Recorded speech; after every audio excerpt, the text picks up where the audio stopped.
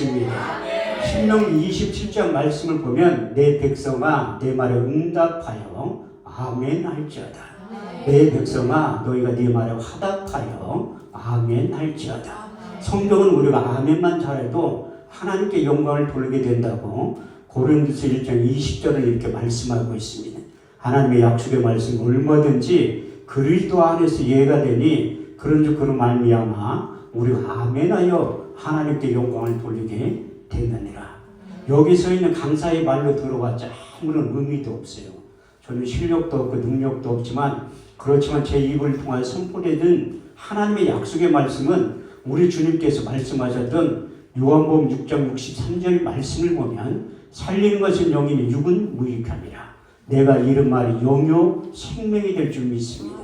더 나아가 시편 110편 20절에서 22절 말씀을 보면 저가 그 말씀을 보내 저를 고치사 이경에서 건져 내시는도다. 주의 인자하신과 인생에 행하신 기이한 일들을 인하여 주를 찬송하게 될 줄 믿습니다. 하나님은 우리를 지으신 목적 가운데 여러 가지가 있지만 이사야 43장 21절 말씀을 보면 이 백성은 내가 나를 위하여 지었나니 나의 찬송을 부르게 하셨느니라. 할렐루야. 이렇듯이 우리가 찬양을 하나님 앞에 올려드릴 때 그것도 거룩한 산제사라고 말씀하고 있습니다. 여러분들 잘 알고 있는 히브리서 13장 15절 말씀을 보면 이러므로 우리가 예수로 말미암아 항상 찬미의 제사를 하나님께 드리자. 이는 그 이름을 증거하는 입술의 열매라고 말씀하셨고 더 나아가 우리가 찬양을 올려드릴 때 박수 치면서 손바닥을 치면서 부른 이유가 어디에 있냐면 성경에 그렇게 기록되어 있기 때문에 그래요. 시편 47편 1절 말씀을 보면 만민들아 너희는 손바닥을 치며 즐거운 소리로 외치라고 말씀하시고 더 나아가 이렇게 찬양을 부를 때 춤추라고 얘기하고 있습니다. 여러분들이 잘 알고 시편 150편 1절에서 6절 말씀을 보면 할렐루야 그 성소에서 하나님을 찬양하며 그 권능의 궁창에서 그를 찬양할지어다. 그의 능하신 행동을 인하여 찬양하며 그의 지극히 광대하심을 쫓아 찬양할지어다. 나팔 소리를 찬양하며 비파와 수금으로 찬양할지어다. 소고치며 춤추어 찬양하며 현악과 퉁소로 찬양할지어다. 큰 소리 나는 재금으로 찬양하며 높은 소리 나는 재금으로 찬양할지어다. 호흡이 있는 자마다 여호와를 찬양할지어다. 할렐루야. 이렇듯이 우리가 하나님 앞에 우리의 입술을 열어 거룩한 찬미의 제사를 올려드릴 때 하나님께서는 황소 한 마리 드리는 것보다 하나님이 더 기뻐하신다고 말씀하고 있습니다. 시편 60편 30절에서 31절 말씀을 보면 우리가 노래로 하나님의 이름을 찬송하며 감사함을 그 이름을 지극히 광대하시다 하니 이는 솥불 굽이 있는 항소를 드리노다. 여호와를 더욱 기쁘시게 함이 될 것이라.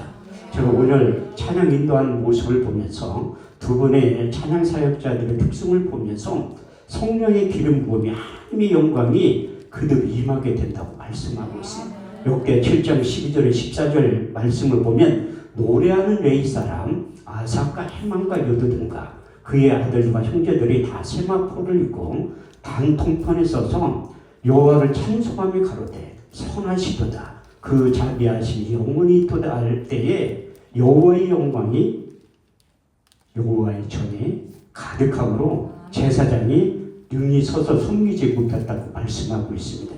그래서 여러분들의 찬양을 통해서 하나님의 영광이 이 자리에 임재하셔서 여러분들이 있어야 할 필요한 모든 것들을 하나님이 채우시고 공급해 주신다고 하신 빌립보서 4장 19절 말씀이 그대로 나타나게 될 줄을 믿습니다. 나의 하나님 그리스도 예수 안에서 영광 가운데 풍성한 대로 너희 모든 슬픔을 채우시고 공급해 주신다고 하신 빌립보서 4장 19절 말씀이 그대로 이루어지면 우리가 인생을 살아가다 보면 앞에는 홍해가 가로막혀 있고 뒤에는 애굽의 군대가 따라오는 내 힘과 능력으로 도저히 감당하지 못할 때 하나님께서 우리 인생 가운데 찾아오셔서 우리를 대신하여 싸워주신다고 말씀하고 있습니다. 출애굽기 14장 13절 말씀을 보면 모세가 백성에게 고하여 이르기를 너희는 두려워하지 말고 가만히 서서 오늘날 너희를 위하여 행하시는 여호와의 구원을 보라. 너희가 오늘 본 애굽 사람 영원히 보지 아니하리니 여호와께서 너희를 위하여 싸우시리니 너희는 가만히 있을지어다. 할렐루야. 이렇듯이 내 힘과 능력으로 도저히 감당하지 못할 일들이 우리의 삶 가운데 일어날 때 납작 엎드려서 하나님의 예배를 구하고 하나님의 이름을 구할 때 하나님께서 우리 인생 가운데 찾아오셔서 대신 싸워주실 때 이런 현상이 나타난다고 사도 바울은 두 군데에 걸쳐서 이렇게 고백하고 간증하고 있습니다. 먼저 고린도서 4장 8절에서 9절 말씀을 보면 우리가 사방으로 우겨 싸움을 쌓이지 아니하고 답답한 일을 당하여 낙심하지 아니하고 핍박을 받아도 버림받지 아니하고 거꾸를 좀 당하여도 망하지 않게 된다고 말씀하셨고, 더 나아가 우리가 예배 한번 잘 드려서 어제나 오늘이나 영원토록 동일하신 그 주님을 만나고 경험하고 체험하기만 하면 이 세상과 하나님 나라를 앞당겨서 이 세상과 하나님 나라를 동시에 살아갈 때 이런 현상이 나타난다고 고린도서 6장 9절에서 10절은 이렇게 말씀하고 있습니다. 무명한 자 같으나 유명한 자요, 죽은 자 같으나 바로 우리가 살고 징계를 받은 자 같으나 우리가 죽음을 남하지 아니하고 근심하는 자 같으나 항상 기뻐하고 가난한 자 같으나 많은 사람들을 부유케 하고 아무것도 없는 자 같으나 모든 것을 소유한 자로 바울에게 허락하여 주셨던 동일한 은혜와 역사가 저와 여러분들의 삶 가운데, 인생 가운데, 사역 가운데 그대로 표적 각종으로 반드시 나타나게 될 줄 믿습니다. 제가 고등학교 3학년 때 어제 저녁 때 간증했듯이 그 부흥에 참석해서 내 인생이 변하여 새 사람이 된 거예요. 사무엘상 10장 6절 말씀을 보면 내게는 여호와의 영이 크게 임하리니 너도 그들과 함께 예언을 하고 변하여 새 사람이 되리라. 제가 고등학교 3학년 때 부흥에 참석했는데 그 미국에서 오신 김원성 목사님이 한 주간 동안 집회에 참석을 하라고 하더라고요. 나중에 학교 가니까 예배에 참석할 수 없으니까 새벽하고 저녁 예배는 꼭 참석을 하라고 하더라고요. 그래서 토요일날 새벽에 저를 앞으로 나오라고 하면서 안수기도를 해주면서 너는 앞으로 목사가 될 것이고 훌륭한 부흥사가 될 것이라고 그런 축복의 기도를 해주신 거예요. 그런데 저는 하나도 안 믿었어요. 왜냐하면 담임 목사님하고 짜고 내가 서울로 학교 갈 때비 그 대전에 주저앉히려고 저런 말씀을 하시는구나 그렇게 생각했는데 그 말씀이 육의 신비에 새겨서 고린도서 10장 5절 말씀을 보면 내 생각을 사로잡아 그리스도께 복종시킨다고. 그래서 제가 일찍 신학교에 간 거예요. 근데 신학교 졸업 맞고 이제 부교육자로 가야 되는데 이상하게 부르는 교회가 한 군데도 없더라고요. 또 가고 싶은 마음도 없고 그래서 저쪽 동네에 있다가 10년 만에 회개하고 돌아온 거예요. 그런데 목회를 하긴 해야 되는데 예수님을 만난 적이 있어야지. 제가 어제 이론과 지식으로는 예수님에 대해서 설교를 했잖아요. 그런데 만난 적이 없어. 사도행전 1장 1절에서 8절 말씀을 보면 데오빌려 내가 먼저 쓴 글에는 예수께서 행하시며 가르침을 시작하신부터 택하신 사도들에게 성령으로 명하시며 승천하신 일까지의 일을 기록하였느라. 해받으신 후에 친히 40일 나타내서 40일 동안 저에게 보이시며 하나님 나라에 대해서 말씀하셨느니라. 사도와 같이 보이사 저에게 분부하여 가라사대 예루살렘을 떠나지 말고 너희들은 바 아버지의 약속하신 것을 기다려라. 유고하는 물로 세례를 베풀었으나 너희는 몇 날이 못되어 성령으로 세례를 받게 될 것이라. 저희가 모였을 때 예수께 여짜와 가로되 주께서 이스라엘 나라를 회복하신 이때니까 하니 예수께서 가라사대 때와 기한은 아버지의 자기의 권한에 두었으니 너희 알 바 아니요 오직 성령이 너희에게 임하시며 너희가 권능을 받고 예루살렘과 온 유대와 사마리아 땅끝까지 이르러 내 증인이 될 것이라. 그런데 저는 이증하면서 목회를 못할 것 같아요. 아니 예수님을 만난 적이 없는데 무슨 증인이 돼. 그 히브리어 아니 헬라 원문에 보면 그 증인이 말투스라는 건데 내가 만난 적이 없잖아요. 아니 만난 적이 없는데 어떻게 예수를 소개하고 증거를 해. 그래서 제가 성서 현장 연수를 갔다 온 거예요. 남들은 성지순례라고 하는데 저는 고급단을 좀 써가지고 성서 속의 현장 연출을 갔다 온 거야. 근데 비아돌로로사 빌라도 걱정해서 골고다 언덕까지 가기 전에 가이드 전도사님이 기도하고 싶은 사람이 있으면 손 들으라고 내가 손을 번쩍 들은 거예요. 그때 같이 갔던 우리 딸내미가 초등학생인데 내 손을 탁 치면서 아빠 창피하게 목사님들 많은데 굳이 왜 아빠가 기도를 하려고 해? 저는 하고 싶었던 거예요. 왜냐하면 예수님을 만나러 이스라엘까지 갔는데 아직까지 못 만난 거야. 그래서 기도를 하고 싶더라고요. 근데 떠오르는 하나님의 묵상의 말씀이 있어요. 이사야 53장 1절에서 6절. 우리의 전한 것을 누가 믿으느냐? 여호와의 팔이 네게 나타나느냐?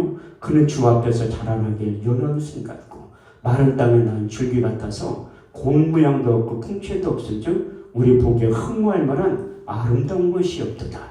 그는 멸시를 받아서 사람에게 실어버린 바도 없으며 간구를 많이 겪었으며 질구를 아는 자라. 마치 얼굴을 가리고 사람을 바라보지 않음을 받는 자 같아서 멸시를 당하였고 우리도 그를 귀히 여기지 아니하였도다. 그는 실로 우리의 질거를 지고 우리의 슬픔을 당하였거늘 우리는 생각하기를 그는 징벌을 받아서 하나님께 맞으며 고난을 당한다 하였노라. 그가 찔림은 우리의 허물을 인하며 그가 상함은 우리의 죄악을 인함이라. 그가 징계를 받으면 우리가 평을 누리고 그가 채찍에 맞으면 너희가 나음을 입었도다. 우리는 다 양 같아서 그릇 행하여 각기 제 길로 갔거늘 여호와께서 우리 무리의 죄악을 그에게 담당시키셨도다. 이 말씀을 묵상하는데 약 40명에 있는 목사님들이 있는데 다 울기 시작하는 거야. 근데 여기 우는 분 한 번도 없잖아. 환경이 그만큼 중요한 거예요. 그래서 그 말씀을 묵상한 다음에 기도를 했는데 울음바다에 도가니가 된 거예요. 근데 나는 막상 기도하는데 자신은 눈물도 하나도 안 나와.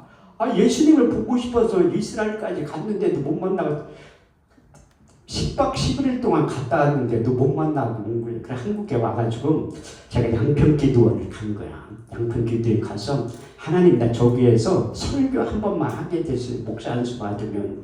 그런데 그 말씀이 응답이 된 거예요. 너희 말이 네 귀에 들린 대로 행해주시마 약속하신 민수기 14장 28절 말씀이 이루어져서 제가 양평기도원 세워진 이래로 원목들 빼놓고는 115번 설교를 한 거예요. 상당히 많이 했죠. 근데 그 옆에 써놨더라고요. 잠언 8장 17절. 나를 사랑하는 자들 나의 사랑을 입으며 나를 간절히 찾는 자가 나를 만나게 될 것이다. 이거다. 주님을 간절히 찾으면 내가 이스라엘 가서 못 만났지만 만나게 될 것이다. 그 약속의 말씀을 붙잡고 기도처를 찾기 시작하는 거예요. 근데 신학 공부하고 목회를 안 하면 동네 집사람이 다니는 목사님이 싫어하더라고. 그래가지고 기도 많이 하는 사람들이 항상 지역마다 기도 많이 하는 기독군들이 있더라고요. 제가 분당에 살다 딱 망해가지고 경기도 오포 능평역에 이사 간 거예요. 다 재산 정리하고 시골로 이사 갔는데 거기 빌라 2층 사는 권사님이 내가 기도처를 찾는다고 하니까 분당 율동공원에서 태적교회를 넘어가면 오른쪽에 지금도 있어요. 첨성대처럼 나라 민족을 위해서 구국재단이 있는데 약 20명이 모여가지고 기도하는 처소를 소개시켜 주더래요. 하나님 저 한 사람 목사 만들려고 2달 만에 그 사람들을 다 정리를 한 거예요. 아무도 안 와. 그렇게 많은 사람들, 오는 사람들. 근데 매일 가는 거 특별한 날 아니면 하루도 안 빼놓고 매일 가. 집사람이 나한테 그래. 실업자가 맨날 어디 가니? 뭐 어디 가니 당신이 알 거 없대. 근데 참 있다가 거기에서 기도하고 있는데 누가 쑥 보니까 집사람이야. 이 꼼꼼한 데서 뭐 하고 있냐? 뭐냐면 성경 보고 기도하고 있는 거지. 근데 이사야 55장 6절에 7절 말씀을 보더라도 너희는 여호와를 만날 만한 때에 찾으라. 가까이 계실 때 그를 부르라고 말씀하고 있습니다. 근데 1년이 지났는데도 우리 주님을 못 만나는 거예요. 저도 함실에 한 고집하거든요. 사경에 읽다 보니까 바울도 다메섹 도상에서 우리 주님을 만난 거야. 그런데 14개째 되는 어느 날 사도행전 9장, 사도행전 22장, 사도행전 26장 말씀이 저에게 이루어진 거예요. 다메섹 도상에서 사도 바울이 주님을 만났던 그 현상이 저에게도 나타나기 시작하는 거예요. 빛으로 찾아오신 우리 주님께서 내 인생 가운데 찾아오셔서 두 가지의 말씀을 먼저 경험시키고 체험시키고 하늘나라의 시간 개념을 체험하게 만들더라. 베드로후서 3장 8절 사랑하는 자들 주께는 천년이 하루 같고 하루가 천년이 이 같은 것을 잊지 말라. 두 번째 시편 90편 4절 주의 목전엔 천년이 지나간 무죄 같으며 밤에 한 경전 같을 뿐입니다. 빛으로 찾아오신 우리 주님께서 육의 신비에 새겨주신 5가지의 말씀이 있습니다. 너는 앞으로 이렇게 사역을 하게 될 것이다.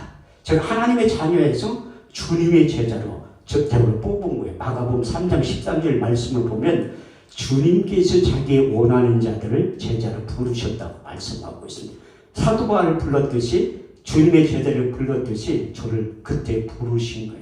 그래서 첫 번째 새겨주신 말씀이 무엇인가 하면 너는 스승으로서 목회하지 말고 아비의 심정을 가지고 목회를 하라는 거예요. 첫 번째 새겨주신 말씀이 고린도전서 4장 15절 그리스도 안에서 1만 스승이 있으되 아비는 많지 아니하니 내가 복음으로서 너희를 낳았으니라. 그때 하나님께서 저에게 말 잘할 수 있는 능력을 주신 거예요.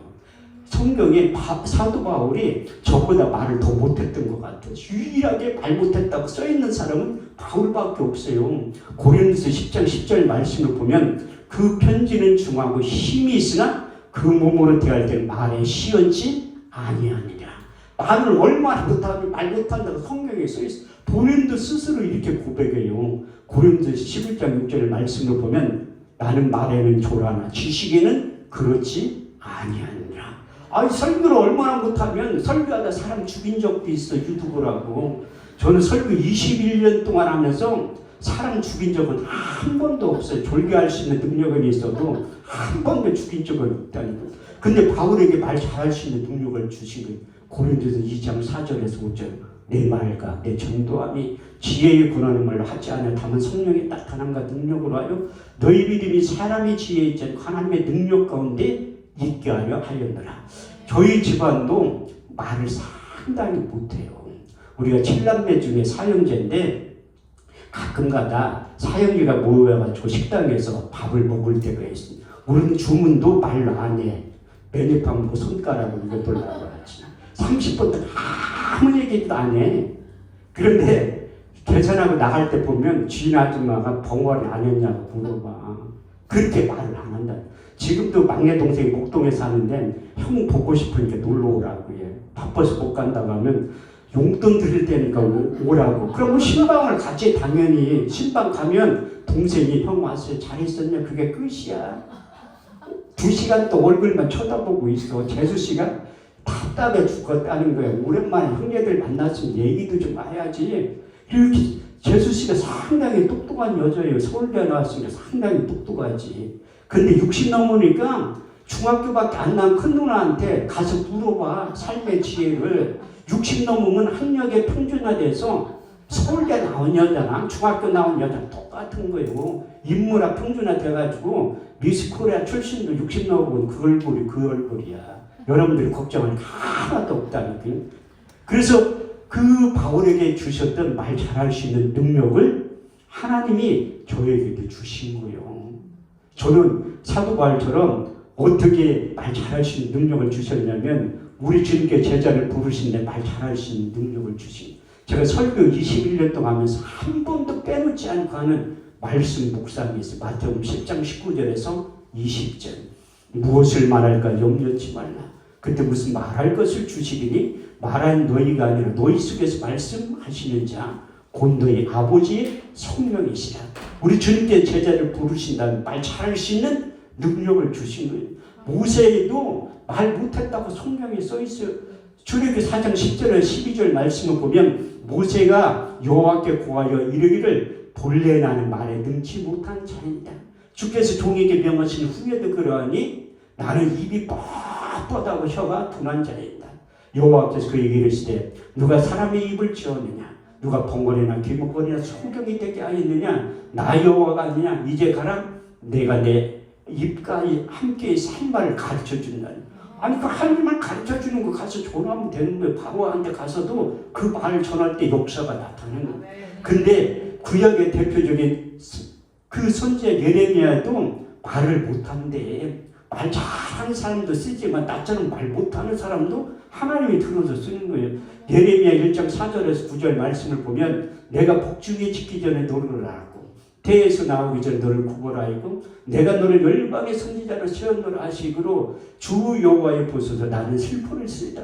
나는 아이라 말할 줄을 알지 못하나이다. 여호와께서 그에게 이르시되 너는 아이라 하지 말라. 내가 너를 누구에게 보내든지 너는 가며 무엇을 명하든지 말할지라. 너는 그들을 인하여 두려워하지 말지니라. 여호와께서 그 입에 손을 대시며 이르기를 할 말을 내 입속에 두었다고 말씀하고 있어요. 그런데 예레미야도 저처럼 의심병 환자인 것 같아요. 그걸 못 믿어. 그래서 하나님이 두 번째 말 잘할 수 있는 능력을 예레미야에게 준 거예요. 예레미야 5장 14절 말씀에 보면 내 속에 있는 나야말로 불이 되게 하고 이 백성들을 나무가 되게 하려니 이 불로 그들을 사르게 한다고 했는데 못 믿어. 하나님은 제가 볼 때는 삼세판을 좋아하는 것 같아요. 세 번째 예레미야 23장 28절에 29절 말씀을 중에서 나 여호와가 말하노라. 몽사를 얻은 선지자는 몽사를 말할 것이요 하나님의 말씀을 받은 사람은 성실히 그 말을 전할 것이라. 교화미를 어떻게 비교하겠느냐. 나 여호와가 말하노라. 내 말이 불같지 아니하냐. 반석을 쳐서 부러뜨리는 방망이처럼 된다고 말씀하고 있습니다. 이렇듯이 하나님은 성경 속에 많은 인물들도 말 못하는 자들을 부르신 다음에 말 잘할 수 있는 능력을 줘서 사역을 감당하게 된 거예요. 저도 그 중에 한 명이에요. 그래서 세 번째 세계 주신 말씀이 요한복음 10장 10절만 도적이 오는 것은 도적질하고 죽이고 멸망시키는 그뿐이요 내가 온 것은 양으로 생명을 얻게 하고 더 풍성히 얻게 하려 하셨느니라. 우리 주님께서 오신 목적과 사단마귀 귀신이 온 목적에 대해 넌 정확히 알고 그 사역을 감당하게 될 것이라. 네 번째, 다섯 번째 때는 제가 설교를 이렇게 하는 거예요. 네 번째 요한복음 3장 34절 하나님을 보내시는 하나님의 말씀을 안 하니 하나님의 성령을 한량없이 부어주셨느니라. 다섯 번째 잠언 30장 6절 너는 그 말에 토하지 말라. 그가 너를 책망하시겠고 너는 거짓말하는 자가 될까 두려우니라. 그래서 저도 사역을 오래 하다 보니까 이만한 사건을 크게 뻥튀기 할 때가 있어요. 그래서 설교하기 직전에 항상 한 번도 빼놓지 않고 하는 기도가 있어. 진실만을 말하게 해달라고. 저도 저 자신을 모르기 때문에 기도부터 하는 거예요. 진실만을 말하게 해달라고. 다섯 가지의 말씀을 6개 신비에 새긴 다음에 고린도전서 2장을 묵상을 하는. 고린도전서 2장은 사도 바울이 전도 여행을 다니면서 이제 교회를 다 개척했는데 딱 한 군데 그리스도 아덴 지역에 가서는 유전적인 지식을 가지고 변론했기 때문에 교회가 세워지지 않는 거예요. 그래서 철저히 회개하는 심정으로 고린도전서 2장을 기록한 거예요. 형제들아 내가 너희 가운데 나가 하나님의 증거를 전할 때 말같이 아름다운 것을 하지 아니하노니 내가 예수 그리스도와 그의 십자가에 못 박아진 것 외에는 아무것도 알지 아니하기로 작정하였습니다. 내가 너희 가운데 거할 때 약하며 두려워하며 심히 떨어노라. 내 말과 내 전도함이 지혜의 고난임을 나지 아니하고 다만 성령의 나타남과 능력으로 하여 너희 믿음이 사람의 지혜에 있지 않고 하나님의 능력 가운데 있게 하려 하였노라. 우리가 온전한 자들 중에 이 지혜를 말하느니 이 지혜는 이 세상의 지혜가 아니요 이 세상에 없어질 간원들에게 지혜가 아니요 오직 비밀한 가운데 있는 감추었던 것인데 하나님의 우리의 영광을 위하사 만세전에 미리 정하신 것이라. 이 지혜는 이 세대의 관은 하나도 알지 못하였나니 만일 알았더라면 영광의 주를 십자가에 못 박지 아니하였으리라.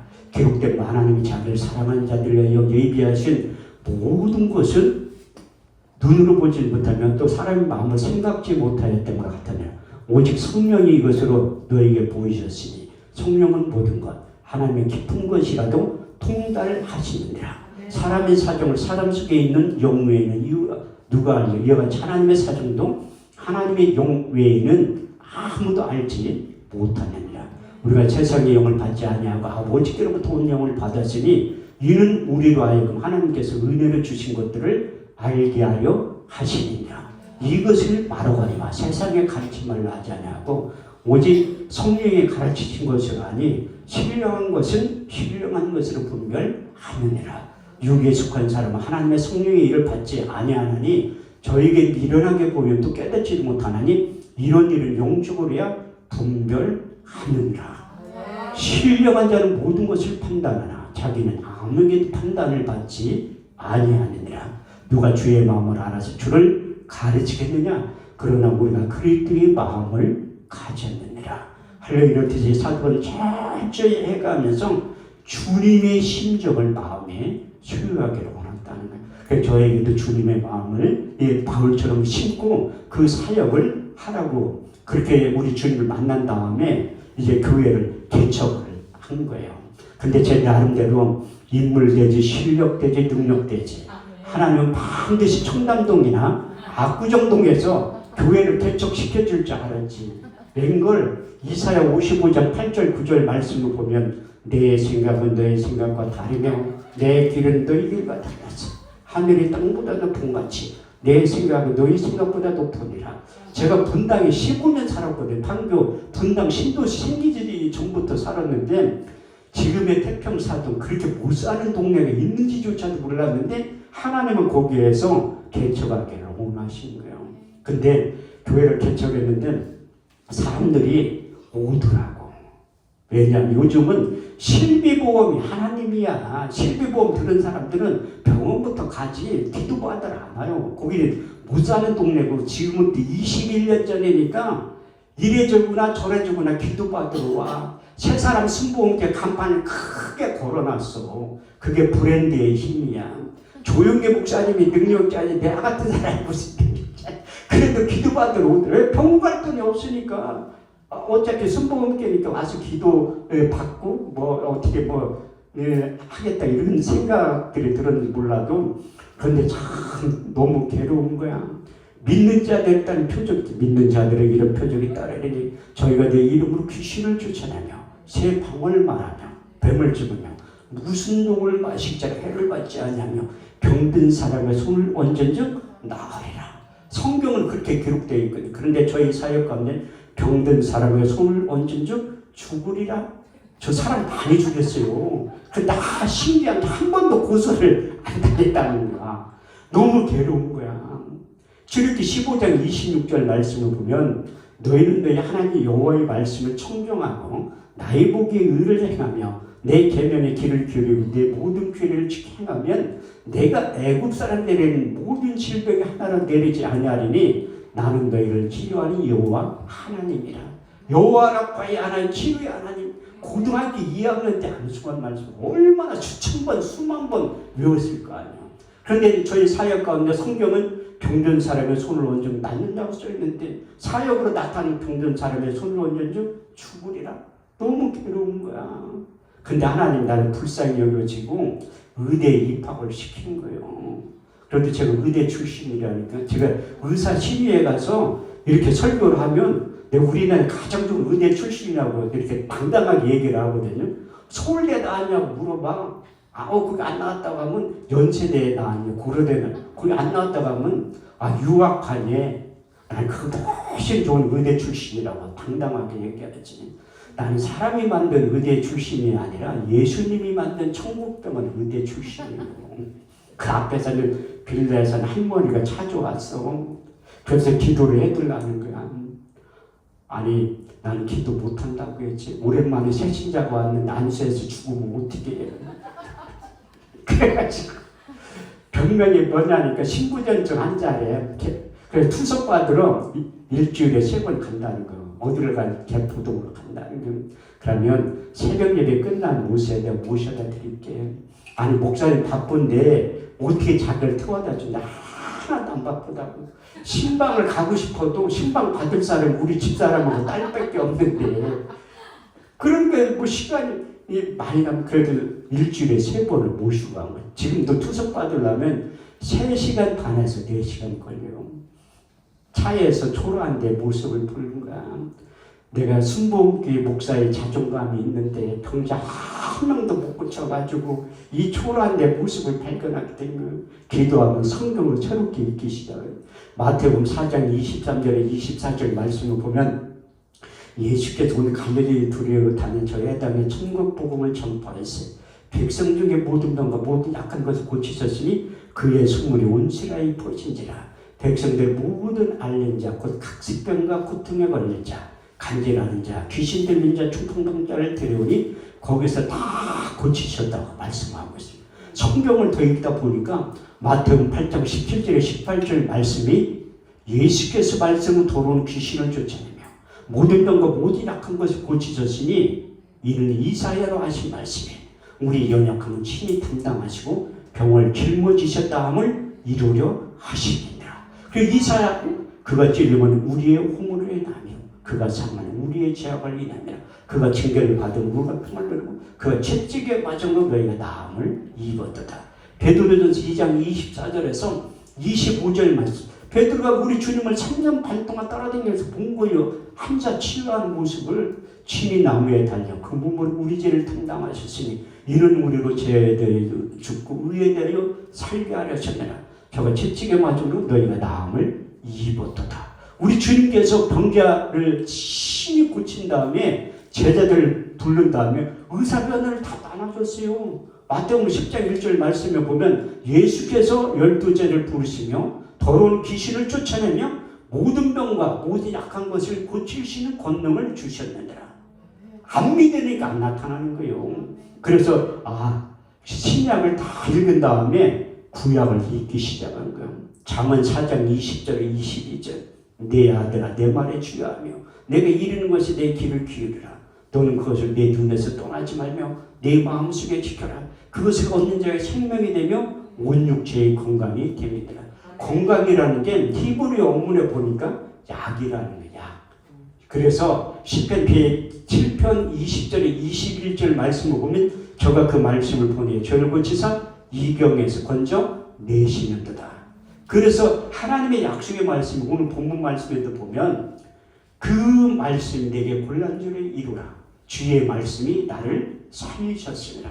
그래서 하나님의 약속의 말씀을 믿음으로 받아들일 때 약의 역할을 한다는. 근데 제가 성남에서 목회를 8년 동안 했는데 너무나 안 맞는 거야.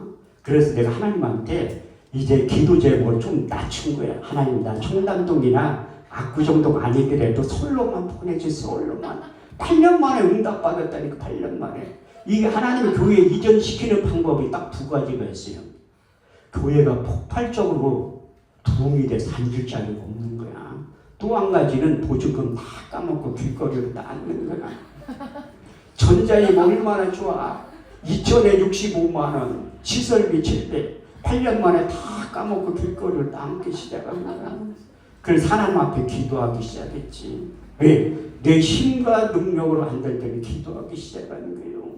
근데 생각나는 사람이 있어. 우리 교회 새벽에 가끔 가다 오는 안수 집사님하고 권사님이 있어. 내가 전화를 했지. 신방 좀 간다고. 오지 말래. 연세 드신 분들은 눈치가 500단이야.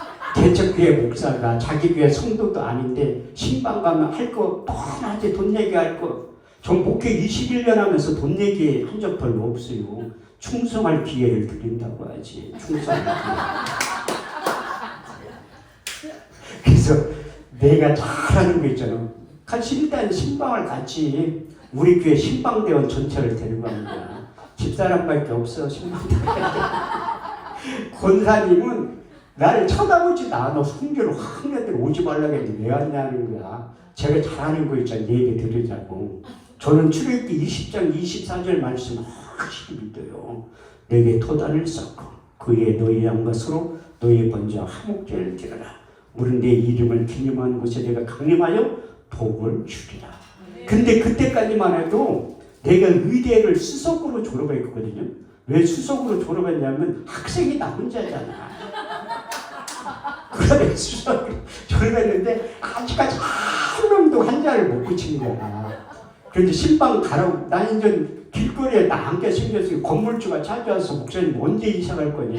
보증금 다 까먹는데 내가 또 다 이 목사는요 돈 없으면 믿음이라도 있어야 돼. 믿음 없으면 깡이라도 있어야지. 아니 교회는요 내 마음대로 이사 못 가요. 하나님 이사 가라고 할 때 이사 가야 된다고 하니까 말도 안 되는 얘기를 안 돼. 아니 그 보증금 다 까먹어도 명도소송 당하면 6개월 동안 버팅길 수 있다니까. 아 6개월 안에 하나님이 해결을 할 테지. 겁은 또 엄청 많아 목사님들이. 나는 그래도 뭐 길거리에 앉게 생겼으면 그냥 눌러 앉으려고 했었죠. 뭐 명도소송 당할 때까지. 그런데 하나님이 기도하니까 생각나게 하시는 분들 신방을 가서 예배를 드렸지 1시간 동안. 그랬더니 하나님이 급하면 빨리 역사하는 거예요. 빨리. 그 권사님이 무릎을 탁 꿇더니 기도를 해달래. 그게 말씀의 능력이에요. 그래서 오늘 목사님이 내일 못 오신다고 해서 가장 성경에 복 있는 사람이 누군가 하면 말씀을 묵상하는 사람이에요. 시편 1편 1절에서 2절 말씀을 보면 복 있는 사람은 악인의 길을 쫓지 아니하고 죄인의 길에 서지 아니하며 오만한 자의 자리에 앉지 아니하고 오직 여호와의 율법을 즐거하여 그 율법을 주야로 묵상하는 자로라. 여호수아 1장 8절 말씀에 보더라도 이 율법책을 내 입에서 떠나지 말며 주야로 그것을 묵상하여 그 가운데 기록한 대로 다 지키게 하라. 그러면 내가 형통하게 될 것이라. 평탄한 삶을 영위하게 될 것이라. 그 묵상이라는 게 큐티의 의미도 있지만 히브리 원문에 보면 두 가지의 뜻을 내포하고 있어요. 첫 번째, 하가 큰 소리를 내서 읽으라는 거야. 저도 이제 이스라엘 통곡백에 갔을 때 그 유대인 납배들이 수염을 이렇게 길러가지고 막 쭈글쭈글 하더라고. 그 전 세계에서 한국 사람하고 유대인들이 머리가 좋은 이유가 무엇인가 하면 어렸을 때부터 하나님의 말씀을 묵상하는 거예요. 그래서 세마교육이 신명기 6장 4절에서 9절 말씀을 보면 이스라엘을 들으라. 오직 여호와는 하나님 여호와시니 너는 마음을 다하고 성품을 다하고 힘을 다하여 내 하나님 여호와를 사랑하라. 오늘날 내게 명하는 그 모든 명령을 너는 내 마음에 새기고 내 자녀에게 부지런히 가르치며 집에 앉았을 때든지 일어날 때든지 누웠을 때든지 길을 행할 때든지 이 말씀을 강론할 것이며 너는 또 그것을 손목에 메어 기울여서 하며 내 물간에 비쳐 표를 삼고 내 집 문설주와 탁문에 기록하라고 말씀하고 있습니다. 그래서 유대인들은 13살 성인이 될 때까지 모세 오경을 딸딸딸 배우는 거예요. 그래서 제가 아랍어만 할 줄 알으면 유대인 납비들하고 성경 암송대회를 한번 해보자고 제의를 해보려고 했는데 그 납비들하고 성경 암송대회 하면 누가 이길 것 같아요? 당연히 제가 이기지. 유대인들은 구약 성경만 암송해요. 저처럼 신약을 인정을 전 구약도 많이 암송하지만 또 신약도 많이 암송하잖아. 그래서 신구약 하면 내가 이길 수밖에 없지. 또 한 가지는 단추라는 단추. 소가 여물을 외울 때 대세김질을 하라는 거예요. 요한복음 14장 20절 말씀에 보면 그 날에는 내가 아버지 안에 너희가 내 안에 내가 너희 안에 있는 것을 너희가 알게 되리라. 이 한 절 외우는데 2달 걸린 거예요. 2달.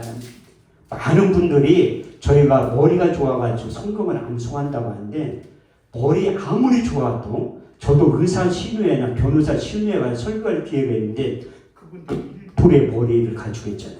성경은 머리 좋다고 암송하는 게 아니에요.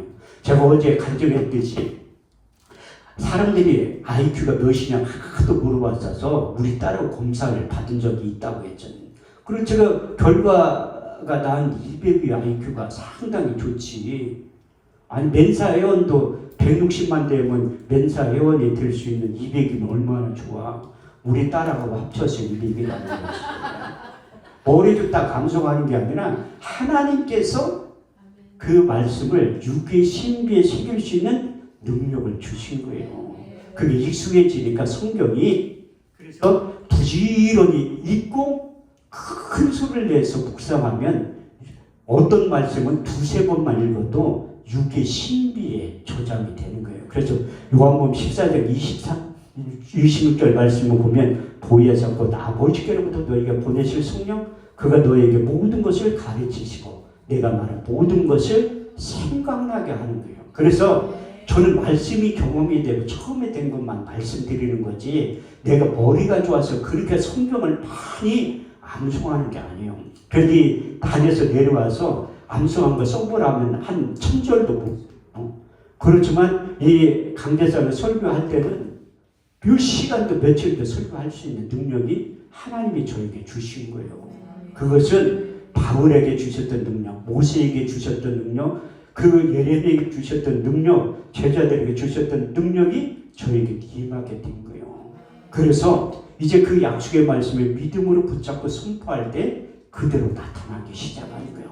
그래서 집에 신방 가서 권사님이 기도해 주려고 할 때 머리에 손대고 기도하니까 그분이 쓰러진 거야. 급하면 하나님이 빨리 역사를 하는 거예요. 그러면서 일어나서 간증을 하는데 자기가 통증 클리닉을 다녔다는 거야. 우리나라의 유명한 통증 클리닉 다녔는데 그게 안 나섰다는 거야. 하나님이 그 안 났을 때는 하나님이 일할 때가 됐다는 거야. 마태복음 19장 26절 말씀을 보면 사람으로서는 할 수 없으되 하나님은 다 하실 수 있느니라. 씻은 듯이 통증이 사라졌다는 거야. 그 통증이라는 히브리 원문에 보면 질그로부터 오는 슬픔이 통증이라는 거예요. 히브리 원문에 보면. 그래서 우리 주님께 채찍에 맞으면 너희가 나음 입었다고 할 때 통증이 깨끗하게 씻은 듯이 사라지네. 제 손을 딱 잡더니 안방으로 들어갔더라고요. 가서 보는데 된 거야. 아들이라는데 산소호흡기를 꽂고 있더라고요. 왜 여기 있냐니까 재활병원에 갔다가 집에 왔다 또 갔다 왔다 갔다 해야 되는데 언제 쓰러졌냐고 하니까 3년 됐대. 3년. 내가 의대 출신이라도 믿음이 확 주는 거야. 아니 엊그저께 쓰러졌을 때 일어날까 말까 하는데 쓰러진 지 3년이 지났다는데 믿음이 확 줄지. 기도를 해달라고. 그래서 영적인 세계는 받은 자에 모르는 거예요. 권사님이 현대의학을 못 고치는 그 통증이 씻은 듯이 사라지니까 그 권사님의 믿음으로 기도하면 낫겠다는 그 믿음이 생성이 된 거야. 그 기도를 하더라. 근데 한 20분 기도하니까 한 말이 없어. 미쳐 딸려가지고 치유해 가는 말씀을 다 끄집어내도 20분 하니까 생각이 안 나. 내가 묵묵부터 기도해야지. 저는 방언 기도의 능력을 믿어요. 내가 만일 방언으로 기도하면 나의 영이 기도하거니와 내 마음은 열매를 맺지 못하느니라. 그리고 우리가 어떻게 알고 내가 영으로 기도하고 마음으로 기도하고 마음으로 기도할 때는 고정관념 때문에 안 낫는다는 거야.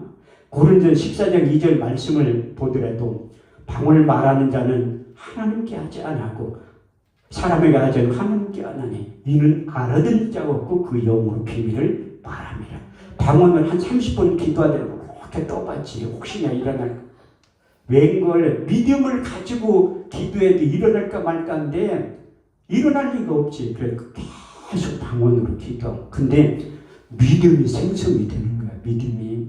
제가 좀 전에 말씀드렸던 사람은 할 수 없으되 하나님은 다 하실 수 있느니라. 두 번째 말씀이 오늘 본문 말씀. 주의 말씀이 너를 살리셨으며 그 약속의 말씀 붙잡고 계속 기도하니까 그 안수 집사님하고 권사님이 쓰러진 거야. 왜 쓰러졌을까? 그 환자가 일어났어. 별로 놀라지도 않아. 우리 전재천 목사 친구를 하도 많이 일으켜가지고 놀라지도 않아. 왜 그러지?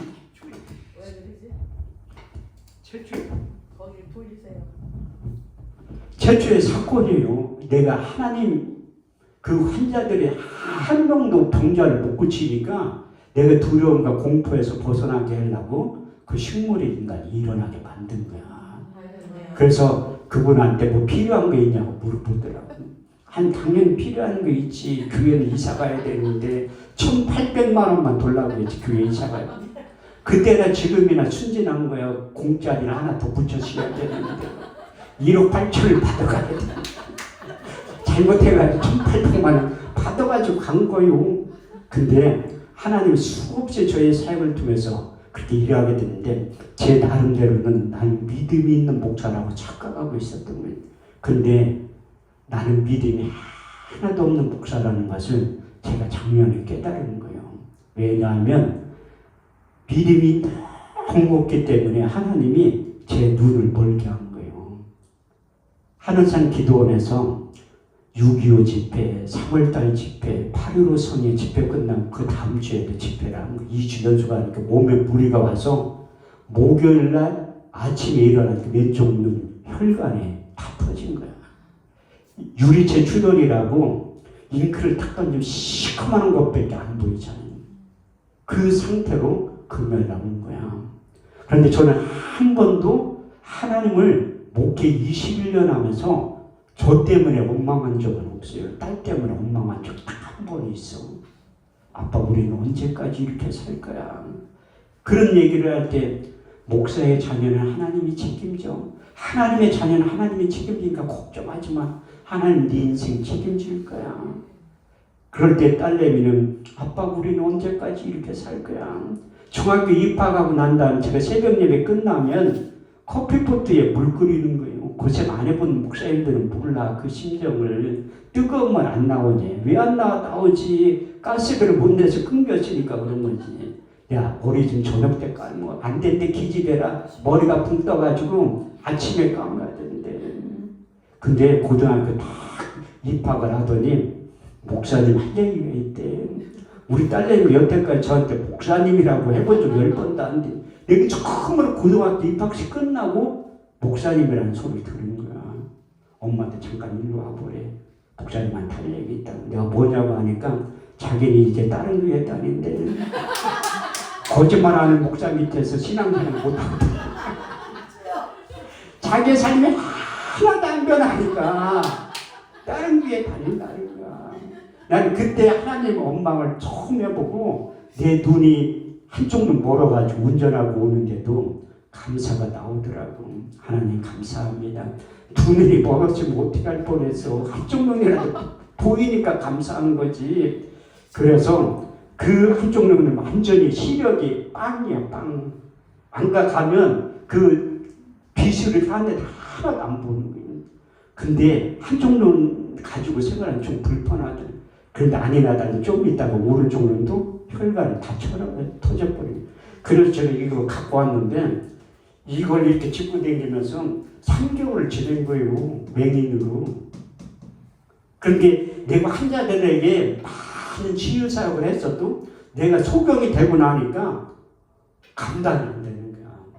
그래서 하나님이 간증거리를 또 하나 만들기 위해서 소경을 체험을 하게 된 거예요. 내가 그 두는 멀은 상태에서도 작년 12월 달까지 집회 잡아놓은 거 한 번도 펑커낸 적이 없어요.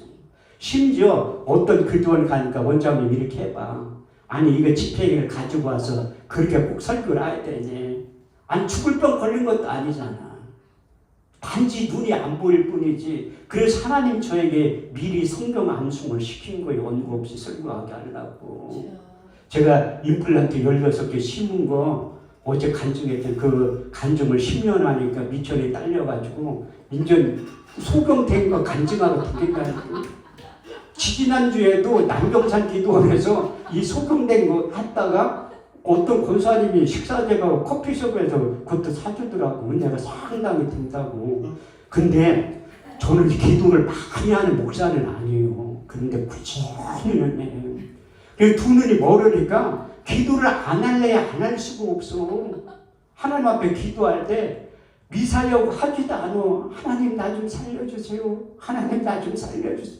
내 눈을 열어서 보게 해주세요. 내 눈을 열어서 보게 해주세요. 이렇게 하루에 10시간씩 기도한 거예요. 안 보이니까. 현대의학으로는 어떻게 할 수 있는 방법이 없대. 병명이 뭐냐면 당뇨 합병증으로 당뇨 망막병증, 당뇨 망막 박리가 된 거야. 박리되면 실명하는 게 실명. 그런데 하나님 앞에 기도했을 때 첫 번째 응답의 말씀을 받은 거야. 이사야 41장 10절 두려워 말라. 내가 너와 함께함이라. 놀라지 말라. 나는 너의 하나님이 됨이라. 내가 너를 굳세게 하리라. 참으로 내가 너를 도와주리라. 참으로 나의 오른손으로 너를 붙잡아 주시리라. 이게 두 눈이 멀으니까요. 두려움과 공포에 확 오는 거예요. 내가 아무리 믿음이 있어도. 우리 교회에 신방 와가지고 목사님들 하는 얘기가 나 아는 사람들도 당뇨 합병증으로 실명했대.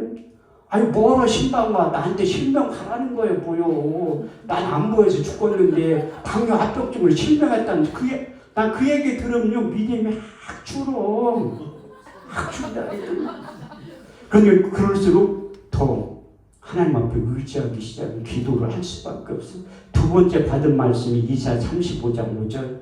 그때 소경의 눈이 밝을 것이며 기마고리기가 열릴 것이며 적는 자들이 사슴같이 뛸 것이며 봉오리의 혀는 노래하게 될 것이며. 성경에서 소경의 눈이 밝을 것이며. 소경이 됐잖아요. 그러니까 하나님의 약속의 말씀 붙잡은 거예요.